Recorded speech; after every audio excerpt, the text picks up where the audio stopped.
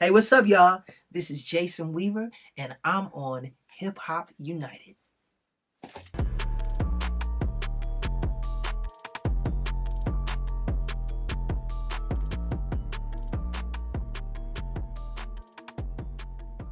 On. We're going to go ahead and kick this off the right way. Absolutely. All right. Well, listen, we have a Chicago icon Oh, in the building. appreciate that. Another great piece of excellence coming to the media couch right now. Yeah. Another multi-hyphenate, legendary energy in the house right now. We appreciate you being here. We got Jason Weaver in the building. How you doing, King? Oh, blessed and highly favored, and so happy and honored to be here. Thank you for taking out the time to have a conversation with me. I appreciate you. Chicago's own, man. In the building. I turned 50 this year, so last year I should say. So you obviously, turned 50? I turned 50, man. You look great, 50, man. Listen, appreciate you. You look like you about 34 years old. Appreciate you, King. Appreciate man, you, God King. bless you, brother. Black don't crack. We're all blessed up in here, man. That's so I say that to say I've been watching all of your catalog throughout my whole years. I've had a chance to grow up on all your films, all your movies. Awesome. I'm a huge fan of what you do as an actor as well as a singer. We're going to get into one of my favorite collaborations. But before we jump into that, let's talk about the latest project that I am very interested in, and that would be The Chi. Yeah. You have a very cool character on there. We've seen him kind of go through his ups and downs from when he came out of prison all the way to where he's kind of evolved to and the position he's in right now, working one of the big dogs on the show. Yeah. New season coming up, my man. What can we expect? Obviously, you can't give away too much, but at least, give us a little bit as to what we can expect from this magnificent show, sir. No, well, first of all, thank you for the kind words regarding the show and as well as my role that I play on the show as Shad. Now, working on the Chi has just been an excellent experience. Shout out to Lena Waithe. Definitely shout out to her. No, I mean the level of talent associated with that show, not only in front of the camera but behind the camera. You have a lot of just talented young Black people, men and women, who are powering that series, who are the creative powers behind that series, and also just the power in itself behind that series, especially Lena being one of them. And it's a show that's just giving a lot of people, just opportunities, whether you're a veteran talent like myself or a relative newcomer with some of the new talent that you've been able to see on the show. It's definitely given all of us a platform and an outlet as Black performers who strive for excellence, a chance to display that talent and to help tell these beautiful stories that I think are, true to the real life experience of what it is to be Black and living in Chicago. Because, so much of what mainstream media has a tendency to portray about the city, and particularly the South Side and the West Side communities where we predominantly are, it's just a lot of kind of negative information and negative narratives that come from that. And, the thing about it, let's not get it twisted. That element is present, in those communities, but it's not the only thing that exists there. I grew up going to my grandmother's house and going to barbecues and cookouts and baseball games and hanging out with my friends on the block and going to Comiskey Park, although I'm a Cubs fan, going to old Comiskey Park, going to Wrigley, just doing normal things, going to school. And my experience of growing up in Chicago was a beautiful one. Of course, I saw different things. I was aware of different things that were happening in the street. But, if you're not a part of that and if you're not actively involved in that, you really don't attract that kind of energy. Yeah. And so I think that's the one thing that we've been able to, kind of successfully display and show on the Chi is that, that's there, and that element every so often may creep into your life and what you're doing. But for the most part, if you're really just minding your business and your sights are set on your own goals and your intentions are positive and you're moving, on that kind of frequency, blessings can come into your life. So you definitely see the characters in that show go through their fair share of ups and downs. But it's real life stuff, man, that, most Black Chicagoans would be able to tell you, that's real. Been there, done that, even as far as, the mayor aspect of where, they had Duda become mayor for a minute. Now, Harold Washington wasn't a corrupt leader like Duda, but, we've had a Black mayor like Harold Washington where, he was trying to inject new life into the community and provide new opportunities for Black people and brown people on the South Side and West Side. So, even that kind of element, that kind of story, we've been able to inject it in the show as well. So it's it's really, really cool. I'm very blessed to be a part of it. I'm very proud to be a part of that show. Because when I'm home, Chicagoans will keep it real with you. Like, if they don't like what you're doing, if they don't feel, that you representing correctly, they'll let you know on the street. But fortunately with this show, we go out in public and when we interact with members of the community, even when we're shooting in the community, I'm very proud and pleased to say that the people that come up to us, like, it's nothing but positive feedback. So, as a born and raised Chicagoan, it doesn't get any better than that. Yeah, is it surreal, shooting in your hometown? Like, you guys are doing scenes where you might have played at before Oh, or yeah. had some sort of teenage interaction or whatever. Is it surreal kind of doing that at times? Oh yeah, I definitely have my days, especially like when we go into old neighborhoods I've either lived in or members of my family have lived in, and I've played on those streets or played on that park. I mean, it's plenty of situations like that come about on a daily. I'll be like, oh, we shooting over here? Oh my homeboy, let me see if he still live over there. His mama may still live there. Yeah. So, and when the community comes out, like a lot of times we doing these exterior location shots, the community comes out to see what's going on. Yeah. So you will run into people that you may have not seen in years, or you run into somebody's mother or somebody's grandmother, they auntie or whatever, and they let you know right then and there how proud they are of you. And it's just a beautiful feeling, to be able to have that kind of to have those kinds of experiences working on this show. So yeah, very blessed, very honored to be a part of it. Absolutely. And thank you, Lena. For real. Thank you. Yeah, Lena is absolutely dope. So I've seen some different content where you spoke with different artists about different things within the culture, things that you've experienced, and giving them advice and trying to give them some insight in terms of their journey. Yeah. Why is it such a passion for you to pour back into people, especially emerging artists? Because people have poured into me. And I think that's a responsibility and a duty that we have, especially being, Black people in this business. Because nobody's going to take the time to educate us like that. Traditionally and historically, Black artists and Black talent have always been taken advantage of. And it's just due to our own ignorance. And when I say ignorance, the true definition of it, of not knowing. Right. Nobody's teaching us or pouring into us the knowledge and the wisdom that we need in order to not only kickstart a career, but be able to maintain it and allow it to be beneficial to where, we're benefiting from it monetarily, to where we could take care of ourselves and our families.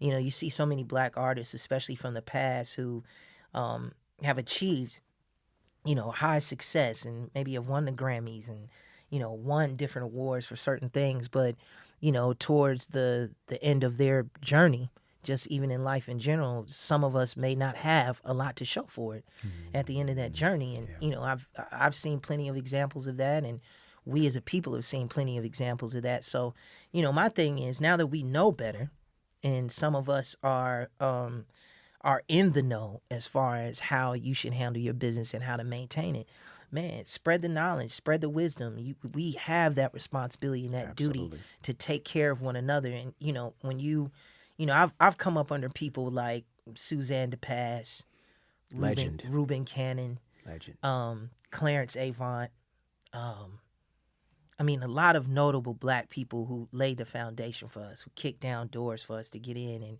and even at that time when those doors were open for us, there was knowledge and wisdom that was being poured in us as well. Like, hey, now this contract, negotiate it like this, do that.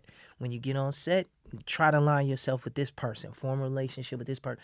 All those different things, those important key things that may look very small and insignificant in the very beginning of your career and in your journey, but later on turn out to be like the best nuggets that you'll use to keep going and to keep, moving forward in your journey. So, now that I'm at a place in my life and I'm at an age where, I've benefited from that and I can see where I can help other young Black people, I don't hesitate to share the knowledge, because I want to see all of us do well. It's not just about me doing well. If I see, the next young Black man or woman, doing their thing, and part of that success that they had was maybe doing part to something I was able to share with them or introduce them to me, that's just as rewarding as getting the blessing yourself. You know what I'm saying? You are blessed to be a blessing to others. Absolutely. Very well said, sir. All right, let's switch gears a little bit. Sure. In terms of you now being an established actor, someone that's To been some doing degree, it. yeah. You being an established actor, sir. Thank you, thank you. Having someone who's been in a variety of films and TV and projects. How is your preparation process differ now from when you were earlier in your career? Oh, that's a great question. It's not really that different. The only difference is that I'm, doing it on my own, so to speak. As a child, my mother would help me prepare. Um, And happy belated to her. I saw Oh, I saw thank your you. post. I saw your post. Thank you. I say that because I'm also a mama's boy. Yeah, through and I'm a through. mama's boy. So I hear you. So No, thank you so also born much. in February as well. So in yeah, terms yeah. of her, She was so born February 20th. My mother, I hope she don't mind me saying, my mother just turned 83. that's a blessing. That's such a blessing. a blessing. Let's stop for a whole moment. That is a huge It blessing. is. You're blessed to have her. No, sir. I totally agree with you, especially after the last year that we had. Towards the latter part of 2024, my mother had a medical emergency where she had to be admitted into the hospital for a couple weeks, and it was a really scary time for me. It was just a time of uncertainty, not knowing what the future held or was going to hold for us as a family.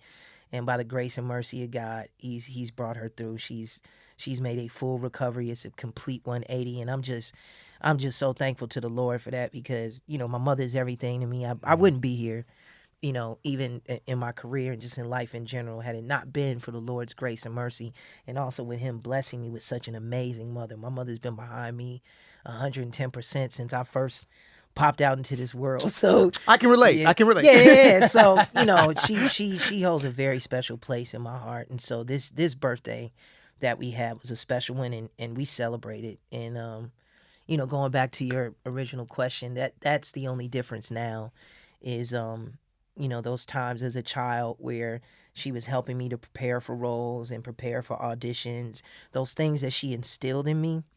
I just do it on my own now. It's kind of like having that coach, throughout your whole youth, that's preparing you to play for the pros. And then, when you finally get there to that point of being able to play at such a high level, it almost just comes automatically now, even as far as the process of preparing. Right. So, those things that maybe someone from the outside looking in will say, damn, that's a lot of preparation, or damn, that's a lot of attention that you're, pouring into that. It's actually just a part of the process and how it was taught. So, no, I mean, when I prepare, it's just about focus. Even now preparing for, season 8 of The Chi, we've been blessed to be able to pick up for yet another season. Thank you to our viewing audience out there for that. Which will be starting in January of next year. But, me and my brother Luke James and I, like, man, we in the gym preparing for that. We're getting together. We're just, doing different things as actors and performers to prepare ourselves to level up, to hopefully attract more eyeballs on the show, and hopefully to garner more respect, not only for what we're trying to do individually, but just collectively as a whole with the rest of the cast and for the show. So, even things as simple as, going to the gym, eating right, staying out of the way, not being isolated and being a hermit, but, knowing your place and where you should be and where you shouldn't be. That's all a part of it, on top of learning your lines, is really like recognizing that you're walking in your purpose and that God has a plan for you, and anything that doesn't align with that, stay away from it. And it's just a matter of discipline, you know what I mean? And recognizing that, like, hey, I'm in a very unique and special position. Let me make sure that, when these blessings do come in, I'm truly worthy of receiving them. So that's just what I'm on now, at 45 years old, going into 46. It's like, I really, truly appreciate where I am in my life and my career right now. And I don't want to do anything to jeopardize that. And I realize that, at any given moment, things can change. And so, all I want to do is show my gratitude to the Lord by doing what I know I'm supposed to be doing. And that's just it for me. Nothing complicated about it. Just trying to walk the line as best I can, and, to make my family proud, and to please God so that He will continue, to provide blessings, So, yeah. Fantastic. All right. Another gear switch. Sure. Let's go to music, sir. Since Sure. again, multi-hyphenate in the building. Yeah. And I'm going to show our age a little bit more. It's all good. It's all good. 22 years ago, Yes. you had a collaboration with a rapper named Chingy. Yeah.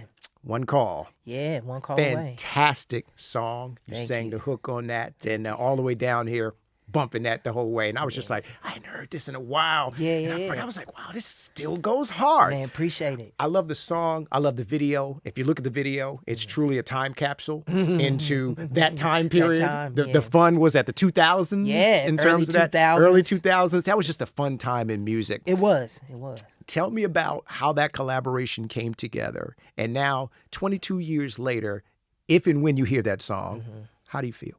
Oh man, well, first of all, thank you for complimenting that song because it was a blessing to be a part of that. It's really a blessing that kind of just dropped out of the sky, literally, and it also stems from old relationships that I had here in Atlanta when I first moved here. So when I first moved to Atlanta from Los Angeles after I got through doing this show called Smart Guy, I bought my home here and I was really good friends with Poon Daddy and Chris Lover Lover at then Hot 97. Shout out to old Atlanta. Shout out to Old Atlanta. Shout out to Shaka Zulu. Those guys, when I first came to Atlanta, were like some of the first people, to embrace me alongside with Rico Wade, Organized Noise, rest in peace, Rest in Rico. peace, Rico. Those were some of the first people to really, really embrace me and, help to kind of show me what Atlanta was all about. Not only musically and what was going on in entertainment here, but culturally. And just, what we were doing as Black people. They were the main ones to really help me with that or introduce me to that. And so, fast forward, that was, when I first came down here, that was what, 98, right? One Call Away came about, I think, like 2000, maybe 2001. But what ended up happening was I was in Los Angeles. I was shooting a film with the Coen brothers called The Lady Killers that starred Tom Hanks. And Marlon Wayans. I remember that movie. And I went out one evening to an event. It was like an industry event. And Poon was in there. Shout out to Poon Daddy. Poon Daddy. Poon was at this event. And, we reconnected. And he was like, man, what's up, man? It's good to see you out here.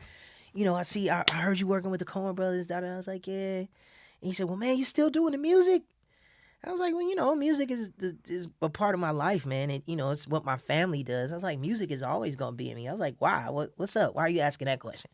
He was like, well, man, you heard this kid that has this song out called Right There.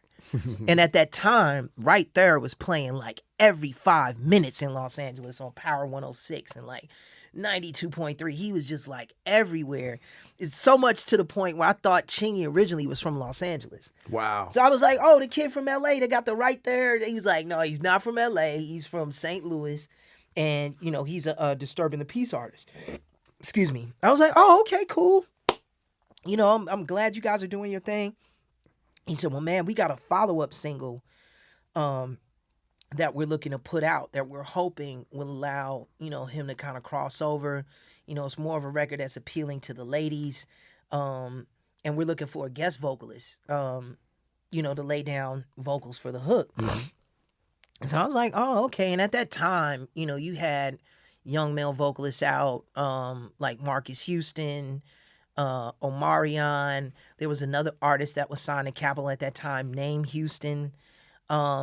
So I think there were maybe like 4 or 5 different young male artists at the time that they had demoed that record on. Mm-hmm. And he was just telling me, he said, man, everybody's done a cool job, but it's just still missing. So we're looking for like a certain kind of magic or a certain kind of voice over the record. And he said, well, man, would you like to, give it a try? Like, and, me at that time, I was really focused on just film and TV. I really wasn't tripping about doing a record, but I just thought it was a unique opportunity. And, Poon and Chris and Shaka and all the guys at Disturbing the Peace, those are my guys. I was like, man, why not? I'll give it a shot. I love going into the studio and creating, and it gave me an opportunity to do that while I was in Los Angeles filming a movie. So it was like, sure. So a couple days later, Poon had booked a session at Enterprise Studios in Burbank. At that particular day, I happened to be filming the Lady Killers with Joel and Ethan Coen, and I was doing my scene with Marlon, and Poon had called me like, man, the session's at 1 p.m. I was like, well, dude, I'm on set. Like, I can't move away from set right now. Like, this is something I'm focused on. He's like, well, man, this is the only time we get a chance to do it. Man, do you think, like, on your lunch break, he was like, we could move the session down a little bit, but do you think on your lunch break you may be able to kind of sneak away? Luckily for me, where we were shooting is in Glendale, California, which is like the neighboring town next to Burbank. So I went to Joel and Ethan, and I was like, hey, I know this probably comes across as really unprofessional, but I have a studio session that's booked that, Disturbing the Peace booked for me to do this hook. It's right down the street. Instead of taking my lunch, can I just go down the street real quick and record this and come back to work? Man, Joel and Ethan was so cool. They're like, oh, you're going to record something real quick? Man, go do it. If you can be back here by like 1:30 where we can get these last two shots, like, you're good. So, took a cab. No, I had a production van drive me to the studio. Went into the booth, sang the hook down maybe about 5 or 6 times. Left. Poon had called me while I was still on set. He was like, man, the references that you laid down for the vocals, they sound great. We're going to comp the vocals. And, once we get the finished vocal reference, like, I'm going to send it to you for your approval. Let me know what you think. So, sure enough, engineer, they cut the vocals, comp the vocals. And he sent it to me. And I thought it sounded good. But yet and still, I knew that there were, other male young vocalists that were on there that, had records out that were relevant and, like top charting records. So I really didn't think that I had a legitimate chance of getting on the record, but come to find out I think they played all the different versions of the records to like different focus groups. This is when labels were like actually doing A&R. Yeah, pretty much. So they ran the record, through like 3 different focus groups, and my version was the one that really, really stood out with the listening audience within those focus groups, and so they decided to run with it, and it turned out to be a blessing. The blessing was for me was that it allowed me to, again, kind of show my skills vocally, especially within the realm of R&B, because I was a signed artist to Motown previous to that. That's where I know, like, Andre Harrell and Clarence Avant and Steve McKeever and Gerald Busby. Those were all, my guys when I was a signed artist there. But I never really got the opportunity to kind of, like, really display that talent during my tenure there at Motown. It was a short ride that I had there, and to be honest with you, after my experience with Motown, it kind of left a sour taste in my mouth. Where I really wasn't that anxious to like work with major labels again like that. I was more interested, if I was gonna do music, to be more of an independent artist. But this gave me an opportunity to kind of jump back into the major label pool and utilize their resources, and it allowed me to to reconnect with my audience, and that's what it turned out to be. So one call away was a blessing, and I thank Poon for that, because he was really the one that pulled the strings to make that happen. So, again, Poon, thank you so much, man. I always make sure that I mention you to where people really know how that happened.